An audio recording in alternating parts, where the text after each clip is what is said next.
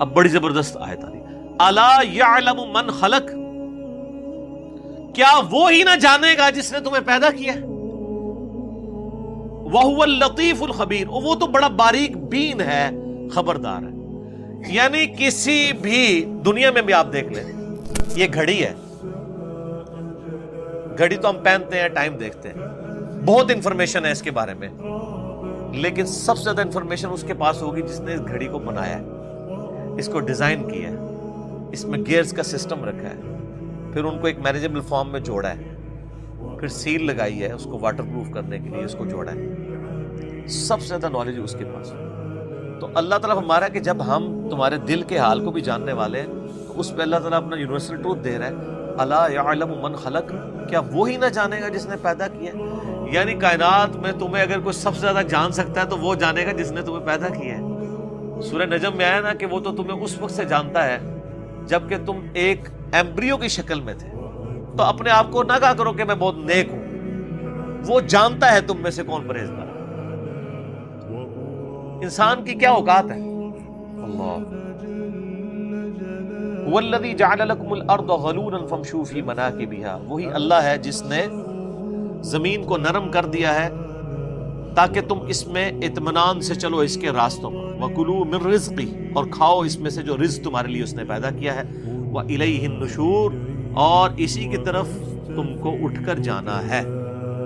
دیکھیں اس زمین سے اللہ نے انسان کو اٹھایا، اس زمین کو خوراک کا ذریعہ بنایا، اس زمین میں ہی لوٹائے گا، چاہے آپ قبر کے اندر پہنچ جائیں، چاہے آپ کو جلایا جائے، راکھ پھر زمین میں ہی جائے گی، آپ ایئر کریش میں ختم ہو جائے آپ زمین میں ہی آگے ختم ہوں گے، آپ سمندر میں ڈوب جائیں آپ زمین میں ہی ختم ہو رہے، جو کچھ ہے اسی زمین کے اندر ہی ہوگا، اور اسی زمین سے اس نے تمہیں اٹھانا ہے۔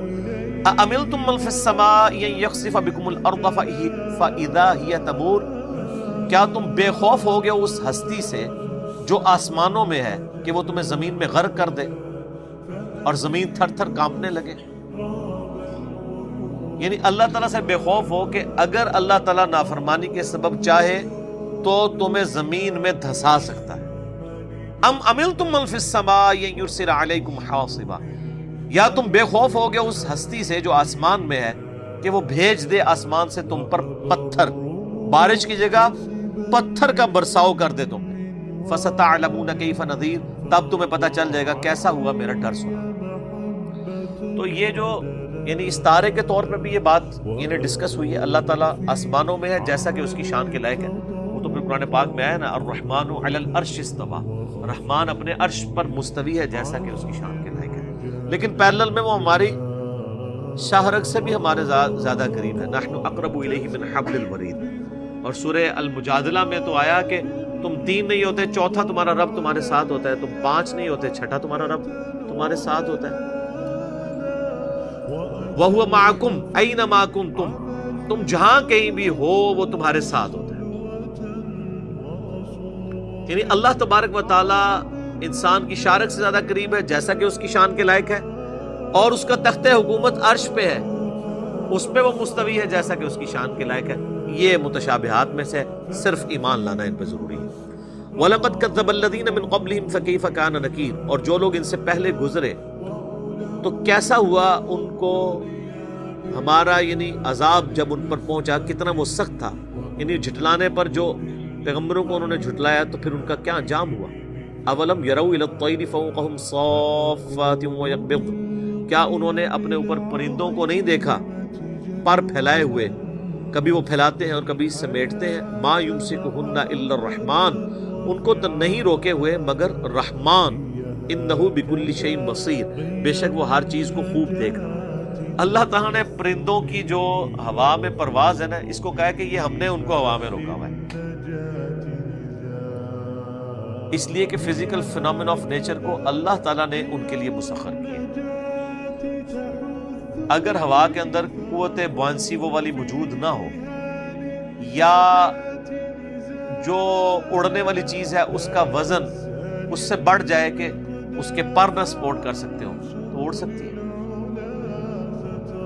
شتر مرغ اڑ سکتا ہے، مرغی اڑ سکتی، چھلانگ تو لگا سکتی، اڑ نہیں سکتی، پر تو ہیں اس کے ساتھ، اور انسان تو ویسے ہی نہیں اڑ سکتا، بزرگ بھی نہیں اڑ سکتے۔ سر کوئی نہیں اڑ سکتا، سب کہانیاں۔ اچھا پھر پتہ کیا کہانیاں کراتے ہیں؟ کہتے ہیں دیکھیں جی مادی ترقی اتنی ہے کہ گورے کا بنایا ہوا موبائل 10,000 کلومیٹر سے سن رہا ہے، تو اللہ کا ولی کیوں نہیں سن سکتا؟ بندہ کہتا ہے ہاں یار گل تو صحیح ہے، واقعی گل صحیح ہے۔ تو سر گورے کا جو موبائل سن رہا ہے وہ تو ہم دیکھ رہے ہیں نا، آپ ذرا ولی کو بھی لا کے ذرا سامنے لے آئے نا، وہ کر کے بتائے۔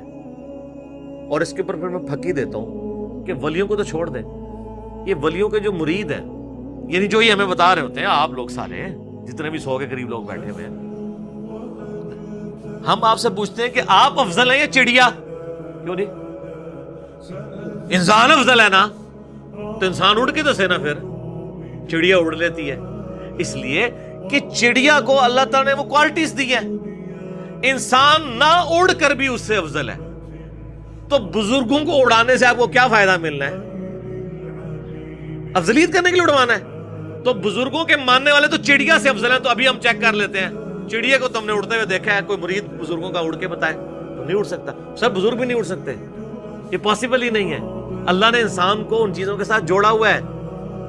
یہ جو صحابہ کرام کے گھوڑوں کی قسمیں اللہ نے یاد فرمائی ہیں کہ وہ میدان جنگ میں والعادیات ضبحا فالموریات قدحا فالمغیرات صبحا، آگے جا کے وہ لڑتے ہیں۔ تو سر گھوڑوں کی ضرورت تھی، بزرگ صحابہ تو بزرگ جب اڑ لیتے ہیں، صحابہ کرام تو اوپر سے جناب ایسے تلوار چلا کے تو ان کے اوپر حملہ آور ہو جاتے ہیں جیسے ابابیلیں۔ سب کہانی ہے، اس طرح نہیں ہوتا، دنیا بقدر ایفرٹ ہے۔